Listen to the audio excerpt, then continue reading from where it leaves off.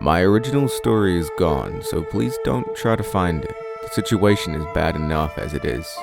It all started around a week ago when I finally worked up the courage to post my first story on Reddit No Sleep. Like most people on that sub, I'd been lurking for a long time, years even. Writing had always been a pastime for me, but I guess I was intimidated by seeing upvote counts in the thousands. It blew my mind to think of the creative minds behind some of these stories. It seemed impossible to break in, and the defeatist in me didn't even want to try. I assumed the people posting there were just a bunch of horror aficionados like me. In retrospect, that was my first mistake. But then, it happened. I found the one. You know what I mean? The one. The one story that crawls into your limbic system and sinks its tentacles in deep. You dream about it at night. You space off during meetings, fantasizing about its climactic end. I spent weeks working on it, poring over every sentence, finding crumbling old books from the antique shop down the street to steal a few Latin phrases out of. I was sure, deep in my gut, that if I could just pull it off, it would be a masterpiece. Now, I'm not saying it was or anything. At the end of the day, it was just a story like any other. But I was proud of it. Proud enough to share my work with the world for the very first time. I sucked a breath in, hit submit, and promptly poured a neat glass of Makers to await the response. The first person who upvoted my story was Ike from Twin Falls, Idaho. He was a cool guy, round red cheeks and a big round gut, way into Star Wars and D&D. He's got some lingering issues with women after his parents' divorce, but over the last few years, therapy has really been setting him right. Plays a mean game of Uno, from what I've been told, although sometimes I think he just likes to brag. How do I know he was the first one who voted? Because the second he hit that little grey arrow, he appeared out of thin air in my bedroom. I'd staggered in and set the whiskey on my dresser, pulled off my t-shirt and went for a pair of sweatpants in the dresser. Just as I'd pushed my jeans down around my ankles, I heard a popping sound, like thunder cutting through the dry summer air. When I looked up, there he was. I screamed and snapped my pants up. He screamed and tripped over a pile of clothes, throwing his back against the wall.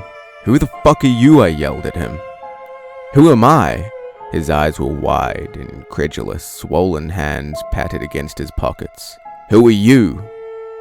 I stumbled back and around the corner of my bed, hands held up protectively in front of me. My mind raced, trying to figure out if anything I had hid in my room could be used as a weapon. He was bigger than me by a head and a half. The last time I'd been in a fight was in 3rd grade when Clayton Brines kicked me into a pile of dog shit. I fell and busted my glasses when I tried to retaliate. Fuck that guy. Ike didn't have the same inclination though. Thankfully, instead, he turned and ripped the door open, pulling his cell phone from his pocket as he ran for the front door of my apartment. I followed behind him, happy to see him out. Prepared to barricade the door behind him, he was tugging at the knob, beating at his phone screen at the same time. The door wouldn't budge. He raised his ringing phone to his ear regardless. "Help, please, I've been kidnapped." "What?" I snapped from behind him. "Kidnapped? You broke in." The line went dead as another pop ripped through the air. To our left, a woman with thin, speckled glasses and long dishwater blonde hair appeared in the living room. Her mouse eyes darted between us and were filled with fear. Ike and I looked at each other, suspicions turning ice cold in our throats as we tried to grasp what was going on. "I have a GPS on my phone," the girl stammered out, raising it in front of her like a shield. "My parents will find me. You won't get away with this." "We won't hurt you," Ike promised. Just the thought of it seemed to scare the piss out of him, but he quickly glanced my way. "Well, I won't."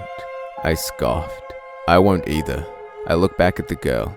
"It's okay, just, what's your..." I trailed off. Glowing on her screen was an all-too-familiar app. A title that looked familiar. "What are you reading?" I asked, voice low.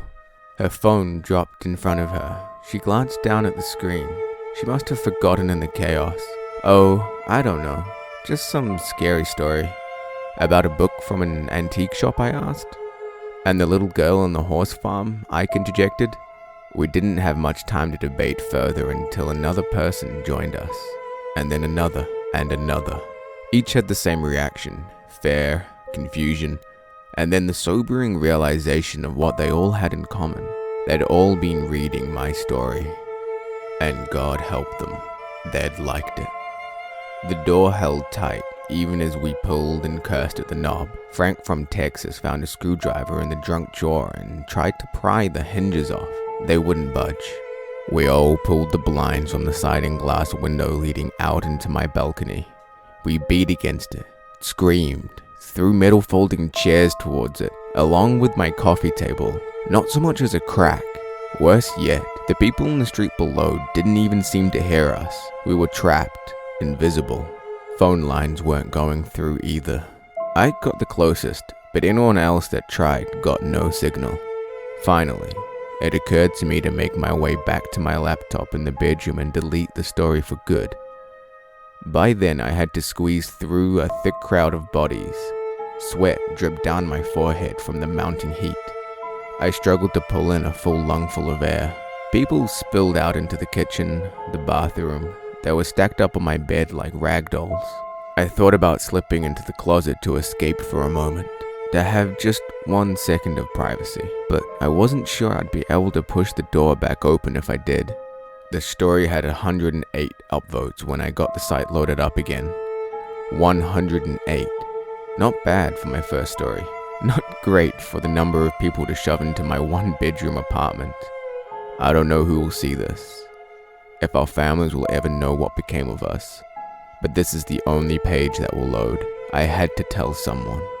The food ran out days ago.